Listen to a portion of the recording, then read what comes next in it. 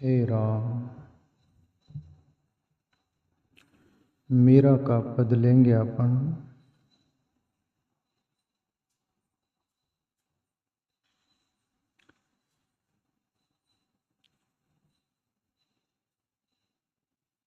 बरजी मैं काहूँ की नाही रहूं, सुनो रे सखी तुम चेतन होए के मन की बात कहूँ। संत मीराबाई। प्यारे मित्रों, उनकी तो शादी हुई थी राजा भोज था उनका। मीरा के जिसके साथ शादी हुई वो जो वर था, यानी पति जिसको बोलते हैं,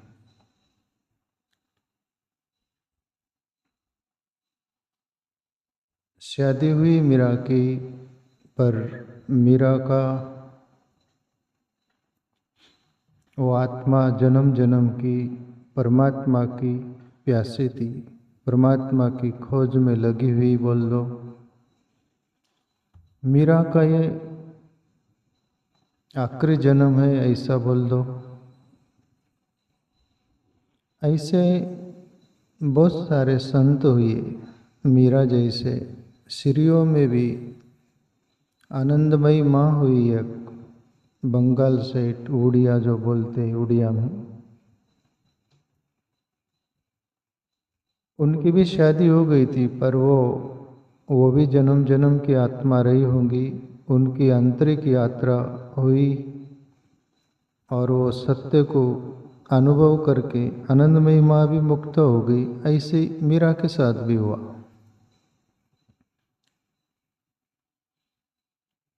मीरा जी राणा के महल में है। उन्मनी अवस्था मीरा की पहले से ही रही, शादी के पहले से भी, शादी हुई तभी भी, और राणा के राजमहल में पहुंच गई वहाँ भी वैसी अवस्था। फिर राजा भोज यानी उनका पति जो था, बरजी बोल रही, बरजी मैं काहूँ कि नहीं रहूं। और मीरा के संग साथ महल में उनकी सहेलियाँ सखियाँ भी बैठी है। उनके तरफ भी इशारा करके मीरा, बेटी आप जरा अंदाज लगाइए, वो आकलन करिए दृश्य। और मीरा उदासी है, उस राजमहल में खुश नहीं है, राजा भोज से भी खुश नहीं है। ऐश्वर्य जो है उनसे राजी नहीं मीरा। परमात्मा की प्यास है, वो तड़प है।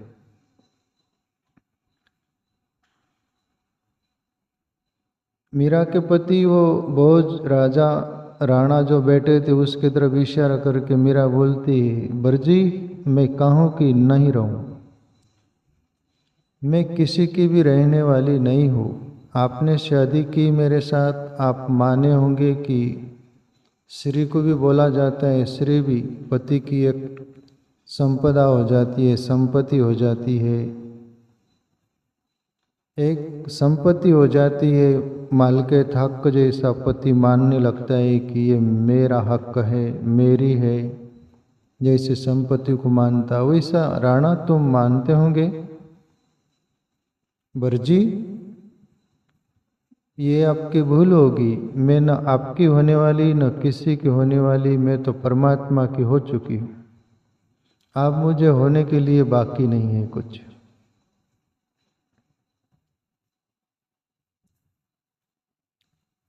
वैसे मीरा राजा भोज से बोलती है कि देखो, पहली बात तो मैंने वर चुन लिया था, मैं छोटी थी तभी। हमारे घर एक साधु आए थे, रात भर रुके और उनके पास कृष्ण की मूर्ति थी बहुत सुंदर। और मैं उसके तरफ, वो विदा हो रहे थे उस साधु, तब मैं उस मूर्ति के तरफ गौर से देख रही थी। और वो साधु मेरा भाव जान गया, अंतकरण हृदय का। और साधु बोले, क्या मूर्ति चाहिए? मैंने बोला था हाँ। और वो साधु मेरा भाव देखकर वो कृष्ण की मूर्ति दे गए थे। तब से मैं कृष्ण की दीवानी हो गई और कृष्ण ही मेरे को चाहिए, ऐसा मेरा भाव बन गया था।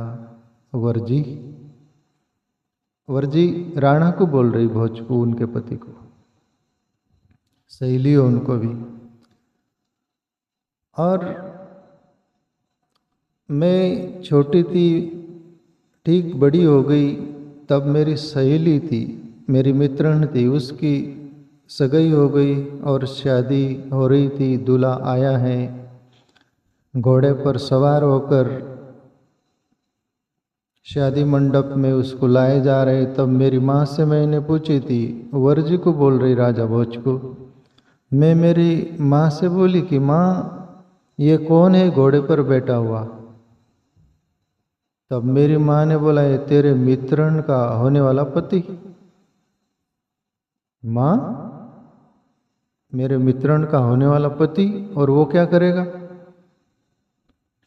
बेटी मीरा, और तेरी मित्रन को, तेरी सहेली को, तेरी सखी को वो ले जाएगा शादी करके। माँ, मेरी मित्रन को ले जाएगा, और मेरी मित्रन को मैं इतना प्रेम देती हूँ, उसको वह कौन प्रेम देगा?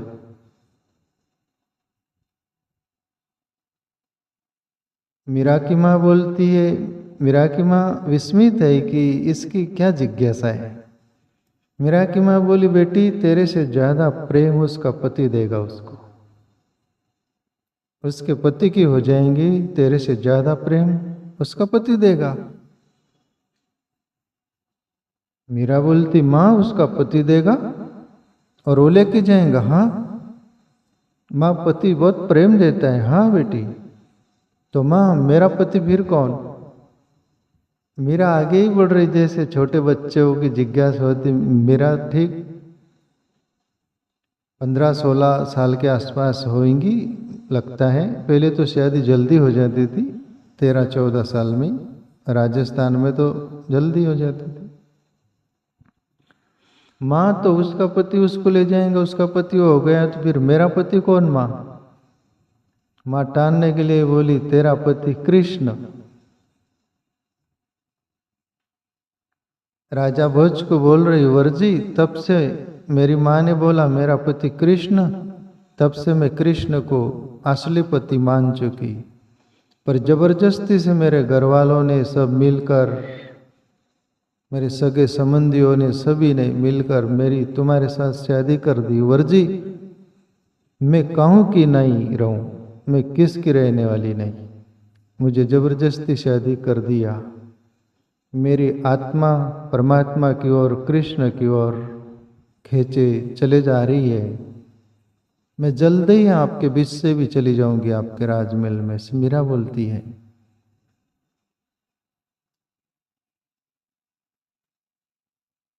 मेरे तो गिरधर गोपाल दूसरो न कोई, जहाँ के सिर मोर मुकुट मेरो पति सोई। वर्जी राणा, मेरा पति तो जिसके सिर पर मोर मुकुट है वही मेरा असली पति है। मैं उसकी हो चुकी। और मीरा तो एक बार बोली भी थी ना, घर वाले बोल रहे थे मीरा कुछ शादी करना ही पड़ेगा। तब मीरा तो गुनगुनाती थी ना, ऐसे वर को क्या वरु, जन्मे और मर जाए, मैं तो वरु मारे सावरे को मारो चुड़लो अमर हो जाए। माँ उनके पिताजी को भी बोलती होंगी। सांगा कुछ तभी राठौड़ परिवार से थे मीरा। माँ, पिताजी उनको बोलती थी, ऐसे वर को क्या वरु, जन्मे और मर जाए। बोले ऐसे वर, ये तो अभी जन्मा है, फिर मर जाएगा और फिर मैं विधवा हो जाऊंगी। मैं विधवा होना नहीं चाहती, मैं सधवा ही रहना चाहती हूँ। और मेरा कृष्ण, मेरा परमात्मा तो मरता ही नहीं। ऐसे वर को क्या वरु, जन्मे और मर जाए, मैं तो वरु मारे सावरे को मारो चुड़लो अमर। मुझे बंगड़िया ये चुड़िया फोड़ना नहीं पड़ेगी माँ, मैं सदा सुहागन रहूंगी। मैं तो वरली मेरे कृष्ण को। वरजी को राजा भोज को सुना रही है। सहेलियां भी, सखियां भी शांत बैठी है, क्योंकि बात ही वैसी कर रही मेरा।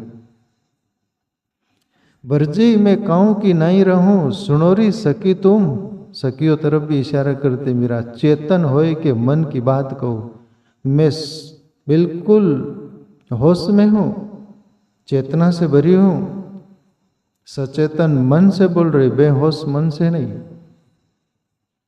मैं किसी की होने वाली नहीं, अब मैं मेरे कृष्ण की ओर मेरा जीवन अग्रसर होने वाला है।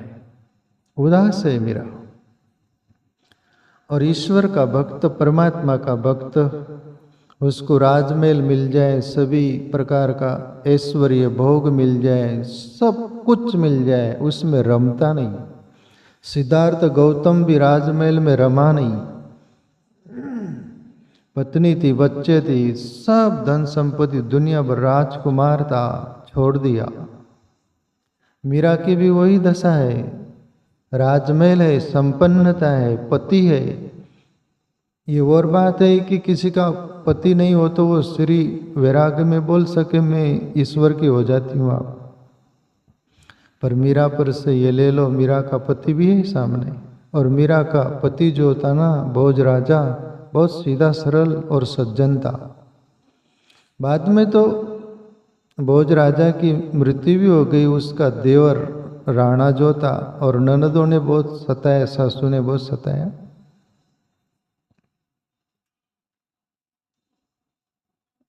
तो मीरा के लिए सब इतना, राजमहल में दुनिया भर की संपदा है, सब कुछ है, फिर मीरा का मन क्यों नहीं रमावा। अपन दुनिया तो यही चाहती है ना, बड़ा बंगला हो, ऐश्वर्य हो, धन संपत्ति हो, भोग हो, पूरा ऐश्वर्य हो, तो उसको छोड़ना नहीं चाहते, उसको पकड़ना चाहते, उसके लिए मर मिटना चाहते। अपने को नहीं मिलता तो अपन तरस रहे, पर ये ईश्वर के भक्तों को वो मिल गया, फिर भी उनको छोड़ दिया। तब जाकर इतनी बड़ी संपदा बोलो कि परम सत्ता बोलो, वो परम पिता परमात्मा में मिलन हुआ। आज मीरा का अपन तुम गुणगान कर रहे, राजमहल का वो हिस्सा बनकर रही होती तो आज वो इस अंदाज में उनकी वाणी का हम बखान न कर रहे होते। तो ईश्वर प्यारे मित्रों, एमने एम नती મળતા, એને મૂલ્ય ચૂકવવું પડતા, સંતને સંતપણા નથી મોફતમાં મળતા। संत नरसिंह मेहता बोले, संतों को संतपना सहज नहीं मिल जाता, बहुत मूल्य चुकाना पड़ते हैं। प्यारे मित्रों, मीरा बोलती है कि बरजी मैं कहूँ कि नहीं रहूं, सुनो री सकी तुम, चेतन होए के मन की बात कहूँ। और ईश्वर का भक्त पूरे दिल से, पूरे प्राण से मन की बात बोलता है, वो पीछे रखता नहीं। ईश्वर का भक्त अंदर से भी साफ सुथरा, बाहर से भी साफ सुथरा रहता, ज्यों का तो खुली चादर रहती है, वह निर्मल मन रहता है। आगे मीरा बोलती है, दृश्य आप देखिए, दृश्य के साथ सुनिए आप। राजमहल में चर्चा हो रही, अपन भी वहां बैठे, ऐसा भाव रखिए।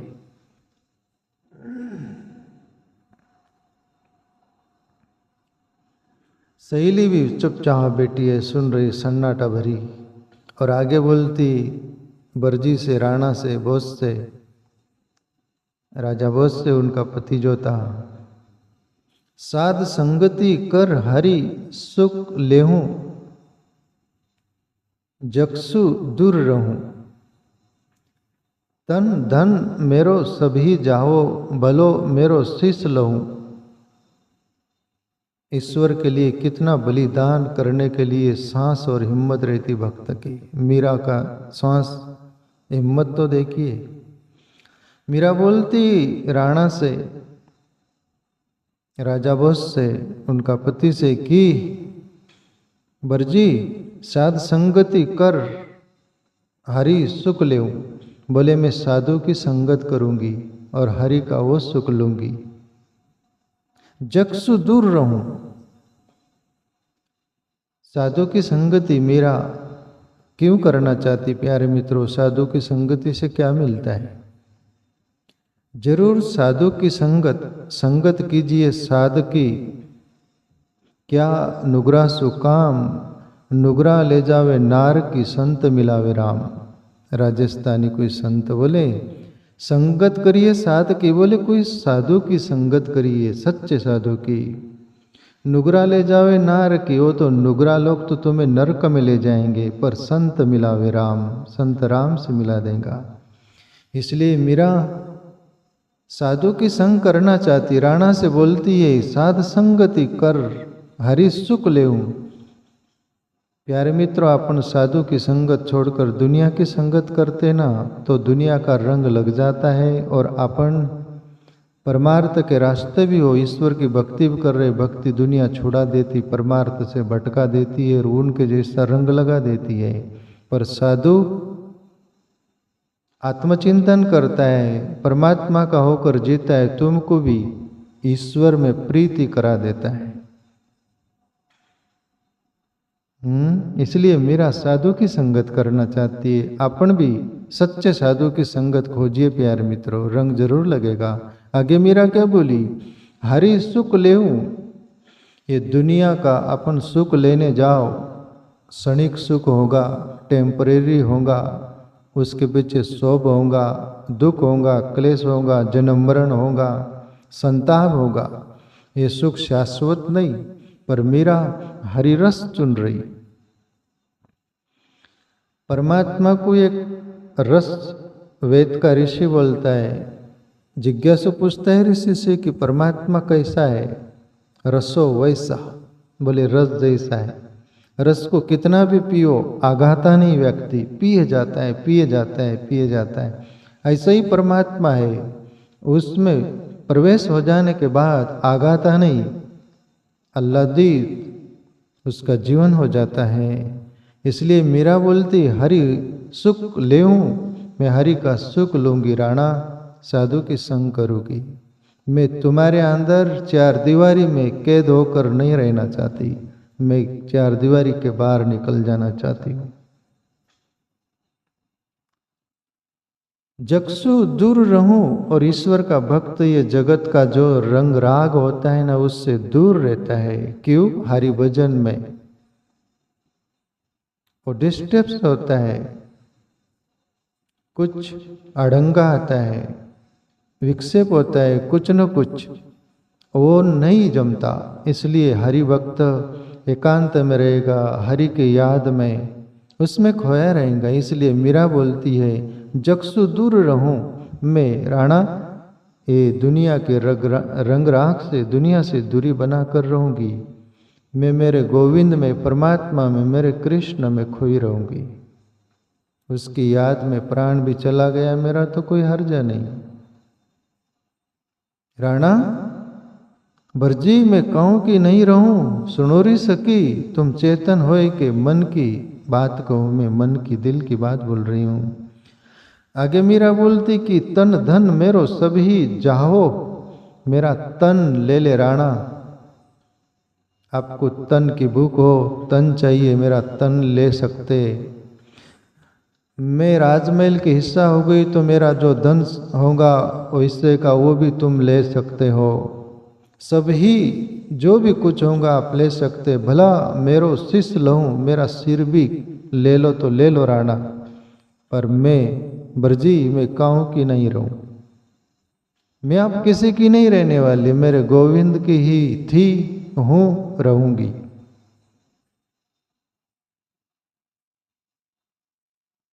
प्यारे मित्रों, ईश्वर का भक्त तन भी दांव पर लगा देता है।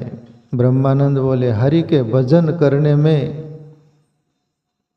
अगर ये तन छूटे तो छूटन दे, दुनिया रूटे तो रूटन दे, लगी दिल में लगन हरि की ध्यान करने की। दुनिया की प्रीत टूटे तो टूटन दे, मुझे है काम ईश्वर से, जगत रूठे तो रूठन दे। ये भक्त की परिभाषा है। तन में नहीं फंसता हो, धन में नहीं फंसता, सभी अपना जो रंग राग होता है उसमें भी नहीं फंसता। यहाँ तक कि अपनी सर की कुर्बानी भी देना पड़ी, भक्त प्रहलाद ने दी। अनेकों ने दी ईश्वर के लिए। आखिरी पंक्ति में मीरा बोलती है प्यारे मित्रों, मन मेरो लागो सुमरन सेती सबका मैं बोल सहूँ। मीरा के प्रभु हरि अविनाशी सद्गुर शरण गहूँ। ये समझने जैसे मीरा क्या बोल रही। राणा वर्जी मन मेरो लागो सुमरन सेती, मेरा मन हरि के सुमरन में लग गया। नाम खुमारी ना तो नाम को मासो तनिक न तोड़ो जाए। राणा उस नाम से प्रीत लग गई, मेरे कृष्ण नाम से, मेरे परमात्मा से एक तनिक एक सेकंड भी नहीं छूटता। और जिसको लग जाती, गुरु नानक भी बोले नाम खुमारी नान का चढ़ी रहे दिन रैन। वो ईश्वर की खुमारी जिसको चढ़ गई वो उतरती नहीं। चढ़ी तो चढ़ी, पहली बात चढ़ती नहीं। पहली बात परमात्मा की प्यास, जिज्ञासा, भक्ति, ईश्वर के वो रुख होता नहीं, वो रंग चढ़ता नहीं, वो खुमारी चढ़ती नहीं पहली बात। और जिसकी चढ़ गई फिर उतरती नहीं हो। यही राज है। मीरा को भी चढ़ गई हो खुमारी। मीरा बोलती मन मेरो लागो सुमरन सेती। राणा बरजी मेरा मन सुमरन में परमात्मा से लग गया है, वो छूटता नहीं, छूटने वाला नहीं, छूटने कोई विधा नहीं। सबका मैं बोलूं सो और आप में हरि भजन करूं, आत्मचिंतन करूं, ध्यान करूं, भजन करूं। और उसमें तुम सब और पूरी दुनिया कुछ बोले तो बोलने दे। वैसी वाली बात कबीर वाली, हाथी चलत है अपने गत में, कुतर भुकत वहाँ को भुकवा दे। तू राम भजन कर जग लड़े वहाँ को लड़वा दे। ये अंदाज में मीरा बोल रही।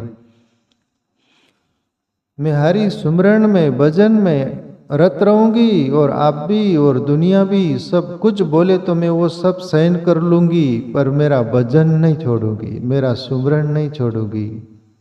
और ईश्वर का भक्त यही रहता है, कोई भी परिस्थिति में वो ईश्वर की भक्ति, अपनी आत्म साधना छोड़ता नहीं। या विघ्न डिस्टर्ब्स बहुत होते हैं, दुनिया विक्षिप्त है, विक्षेप डालती है, पर ईश्वर का भक्त एक ही उसका मंजिल रहती, परमात्मा। उसको वही दिखता है। ये जो बीच में आ रहे ना, ये दिखता नहीं। साधारण जगत के हिस्से की व्यक्ति को साधारण प्रेम में पड़ा हो तो वो दूसरा बीच में नहीं दिखता, तो ईश्वर के भक्त को कैसे दिखेगा। जैसे एक साधु था, माला लेकर, ब्रह्म डंडी लेकर भजन कर रहा था। आंखें बंद करता, खोलता, लोग आ रहे क्या, फल फूल ला रहे क्या, पैर पड़ रहे क्या, और भजन करता। इतने में एक प्रेसी कोई प्रेमी को मिलने जा रही थी, तो उसका प्रेमी ही दिख रहा था। कब पहुंचू, वो साधु को आई और उससे टकरा गई। साधु कुलांटी खा गया। ब्रह्मदंडी किधर, माला किधर, साधु नीचे से पड़ा पड़ा बोलता है गुरान की लंडी, तुझे दिखता नहीं। एक साधु भजन कर रहा है, भजन भंग कर दी तो भी वो कुछ नहीं बोली। और बोला कि बोल, साधु के साथ अन्याय की तू। बोले बाबा कौन है आप? बोले मैं दिख नहीं रहा, साधु हूं, भजन कर रहा हूं। तब वो प्रेसी बोलती, प्रेमिका, मुझे मेरा प्रेमी ही दिख रहा है, बीच में कौन भजन कर रहा है कि कीर्तन कर रहा है मुझे कुछ नहीं दिख रहा, मेरा प्रेमी ही दिख रहा है। और बाबा आप पर तरस आता है, आप भजन में बैठे हो, मेरे ठोकरे भी लग गई जो भी, तो आपका तो भजन नहीं छूटना चाहिए। मेरे से उलझ गए, आपका भजन छूट गया, तो आपका कौन सी निष्ठा, आपको कौन सी लगन लगी, किसकी लगी? मेरे को तो मेरे प्रेमी की लगी। पर मीरा जैसी लगन होगी ना, अब वो प्रेसी ठोकरे भी मार गिर भी गया होता तो कोई लेना देना नहीं। सच्चा भजन का अर्थ ये होता है। मीरा बोलती है मन मेरो लागो सुमरन सेती सबका मैं बोल सऊं। मीरा के प्रभु हरि अविनाशी सद्गुरु शरण गहूं। मीरा के प्रभु अविनाशी, वो परमात्मा, मीरा बोल रही मेरा परमात्मा अविनाशी है, जिसका नाश ही नहीं होता, मैं उसकी हो गई। और मेरे सदगुरु की कृपा से वो मिल ही जाएगा। मीरा के गुरु थे संत रविदास, रविदास भी बोलते हैं। तो प्यारे मित्रों, रविदास की कृपा से मीरा परमात्मा में समा गई, विलीन हो गई, परमात्मा की ज्योत परमात्मा में समा गई।